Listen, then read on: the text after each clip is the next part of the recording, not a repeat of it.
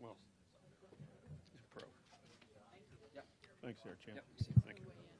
Okay, Dale Jr has joined us. We appreciate Dale coming in. He drives the number 88 National Guard Chevrolet for Hendrick Motorsports. Dale, coming to the racetrack, obviously, where you're extremely popular, and folks out there want you to win. How does it feel coming to a place like Daytona? I mean, am I saying anything that's not true? Okay. Well, I know it's every track. Let's strike that. Dale, just talk about coming to Daytona. Well, yeah, it's it's a really special racetrack and one we enjoy, coming to. The track's the track's a lot of fun. The town's it's a good town, a lot of great restaurants, a lot of history. Just because of being around here for so long, coming here for so long, you find a lot of things about it that you like, and look forward to all those things when you come back every time. It's been a bit of a challenge for us to win here in the last several years. We come awful close, trying to win the 500 in the last few years, and just finishing well, but just haven't really been able to figure out what I need to do to get get into first place on the last lap. We seem to have no problem finding our way to the front, but just not able to overtake the leaders. So, I think we might need to try to be in a better position, sooner, where we're not having to, have to do so much right at the end of the race and not have, not have an opportunity to challenge for the win. And, so maybe throughout the race, trying to be a little more proactive toward improving track position, being a little more aggressive, just trying to, improve track position might be in our best interest if we want to try to have a shot at winning. But the way the race was going, the way the 500 was going, it was a big risk, to pull out and try to make a pass or try to do anything to move forward, because you were out there by yourself, and you go to the back of the pack if in just about every case. So it was kind of difficult to find out what how was there any other way to pass or move forward. And then we had that late restart where we were able to take advantage of some people. But I look forward to the race, and I hope that hope the asphalt's aged a little bit, and I know the weather should improve the style of racing. We'll see where the handling's a lot more of a factor. Handling was a big factor in the Daytona race, and that's important to, I think, providing a good race at this racetrack is when the handling on the cars is a bit more of a challenge. So we might have a good opportunity to see a really exciting race, and I think when things get more exciting at the plate tracks, I got a better shot at finding my way toward the front, or an easier shot at it. First question, Nate Ryan. Raise your hand then, Nate. Nate Ryan, USA Today Sports. Dale, going back to what you were saying about Daytona, it's July 4th. This race used to be on July 4th. Do you have any special memories about what this race was like when it really was the July 4th edition? And do you ever kind of lament, like, maybe would NASCAR maybe want to try doing something like that again? Would it make sense, do you think, to maybe run on the holiday?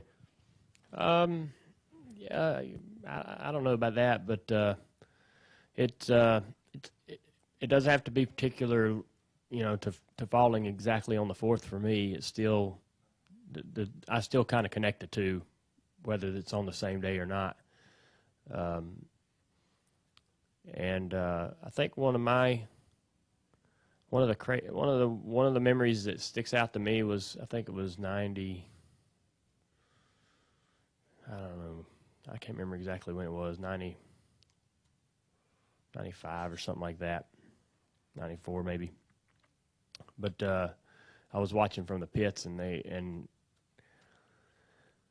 Greg Sachs was 3 wide down to the front straightaway in the tri-oval and was bouncing off 2 cars. I think one of them was a Petty car, and I can't remember who was on the outside, maybe Derek Cope. But and it was just like a 22-car pileup right there in front of the pits. And I'd never seen an accident like, you know, that large of an accident that close. I mean, we were literally like 30 yards away from all of it happening. So it was just really crazy to see that. But and I think Dad ended up winning that race. But I think that was the I've been here several times before. In '87, I think it was the year that Kenny Schrader flipped on the front straightaway. Dad had some kind of a tire problem or something and got a lap down, but he was still running rather well. But we were in the scoring stand down in turn 1 where all the wives and the kids went, and we'd watched the race there.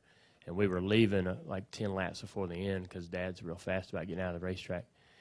And so Teresa had me and Kelly, and we're hustling out of there to get in the car or something and come over to the garage to be ready when Dad was. And because he was obviously not in the running for the win, he was a lap down. But and just as we walked out the door, I turned to watch the cars go through the corner, and Dad blew a motor going into one and hit the wall, and then just sliding across the wall. And I don't know why that memory sticks out to me, but I was trying to get Teresa's attention to tell her that Dad was in the fence, and she was like, "Come on!" She wasn't even looking at I couldn't get her attention to tell her what was going on, but I was the only one that saw it, and for some reason that memory stands out to me.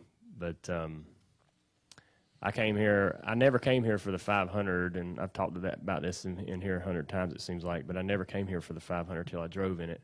But we came to the July race every year and just had a lot of fun. Got pictures of us down in the sand, burying each other in the sand and stuff like that. When we was little kids, and certainly enjoyed some good times here and driving as well. Obviously, winning in 2001, that was incredible experience. But always enjoyed coming down here. Godwin? Could you talk about Matt Kenseth? Are you a little surprised about how well he's doing this year, seeing as how he's with a new team and all? No, I'm not. I've raced against him for a really, really long time, and I've known Matt to be one of the most talented guys in the seat, in the car, holding the wheel. I mean, he's as good as anybody in the garage. Probably.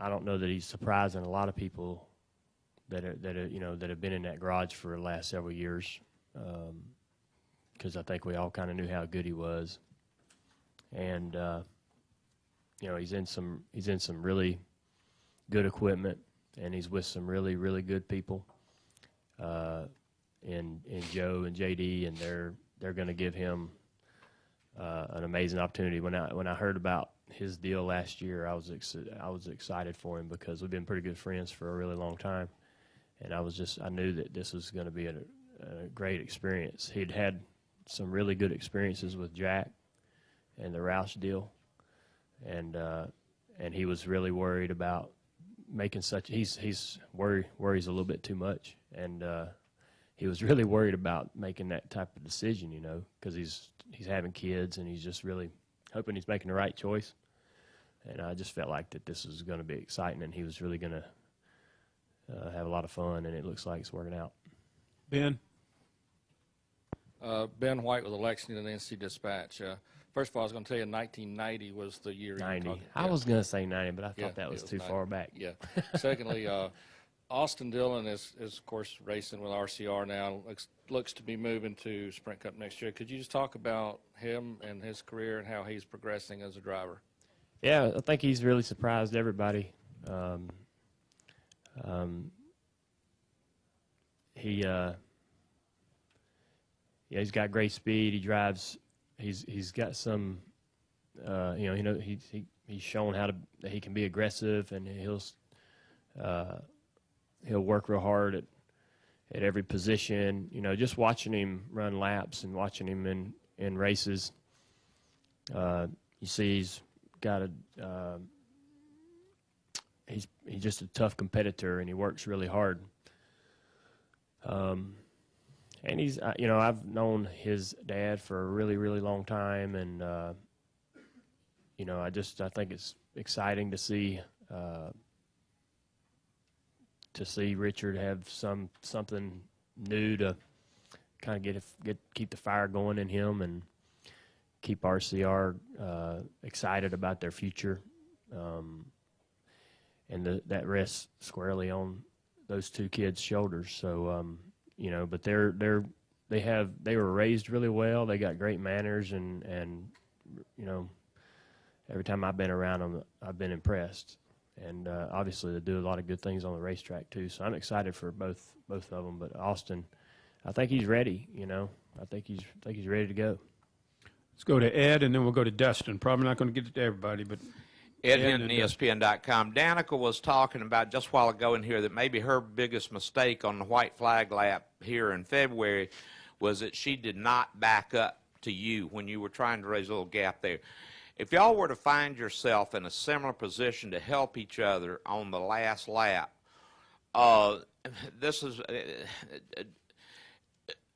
does she have enough experience yet swimming with the sharks and plate racing that you could help her win? And even more, does she have enough experience that she could help you win if y'all get in a similar help each other situation? Yeah, I think I think the answer to that is yes for both. But you know, with plate racing, you just don't know. There's not. It's you know, if everyone, you know, could. You know, Mark Martin was pushing me in the Daytona race, and he's got as much experience as anybody, and we didn't get the job done as good as I think we are at it. There's so many other variables in play that you know, the best plans never really seem to work out, and you just sort of go by your gut in those last moments of those races, and it really comes down to anyone, her or I or anybody, making the gut decision at that moment when you're faced with a choice to do one thing or another, making the right one, and you don't always do, and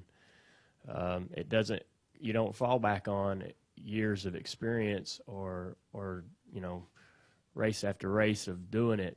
It comes down to really like dodging a bullet. You move left or right and hope you make the right decision. So you think it's possible? Is she capable of Sure. winning this race? Yes, of course. Absolutely, yeah. final question right here, Dustin. Every car in the field,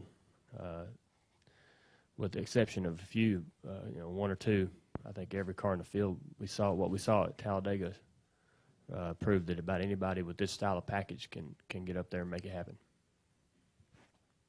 Dustin Long, Motor Racing Network. A couple things. You talked earlier about being aggressive. Can you just kind of clarify what you mean about being more aggressive earlier in the race to put yourself in position? And my second question is, all things seem to indicate that the 3-car will return in Cup next year. Obviously, we've seen it run another series. You won here, obviously, in that car. What will it mean to see it in Cup next year and at this track? Being aggressive in trying to get track position or make track position happen or move forward, just mentally aggressive, not out there driving in the side of everybody, but more so, you know, just trying to force myself to take a few more chances. And it was hard to do in the 500 because everybody ran around the top, and if you pulled out, you went to the back. I mean, that's what you did. But if you do find a gap in front of the guy, you know, if you're following, what I did see was that if there was enough room in between the guy in front of me and the next car, if I could make a run and side draft and actually create even more room by side drafting and fill that gap, you can leapfrog one car at a time.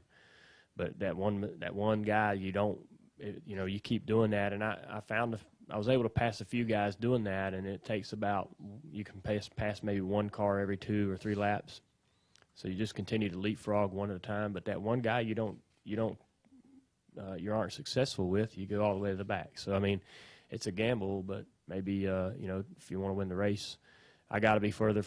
You know, I got to be further ahead than fourth on the last lap. You know, we had enough race car to win a 500 and just ran out of laps, and I need to be a little further forward to be able to have that shot. So, and yeah, I think it'll be great. I mean, you know, it meant a lot to. You know, it was an iconic number for my father, and it means a lot to a lot of his fans. But you know, this sport doesn't really retire numbers, and people ran. You know, all the numbers have history tied to them for several different reasons, and the 3 is no different. But I think that for Austin, like a kid like Austin, he's no, you know, in this regard, any kid that wants to come up through the ranks, and he drove the 3 in dirt racing, and he drove the 3 in his truck series and nationwide series. I mean, he has earned the right to run that number as long as he wants, and I think that goes for, you know, and it could have been anybody, but it's Austin, but it could have been any kid coming up through the ranks that had ran that number, and that's his number. Maybe he don't even, maybe he's not even an Earnhardt fan. You know, maybe that's his number, but he wants to run. I think it's not really fair to deny somebody that opportunity. So I'm okay with it. You know, I know that, you know, might not be the way a lot of people feel or some people feel, but I'm sure it's the minority that feels that way. I think that a lot of people will be telling Austin positive things about it. Dale, thanks a lot. Good luck All right. this weekend. I thought you were saying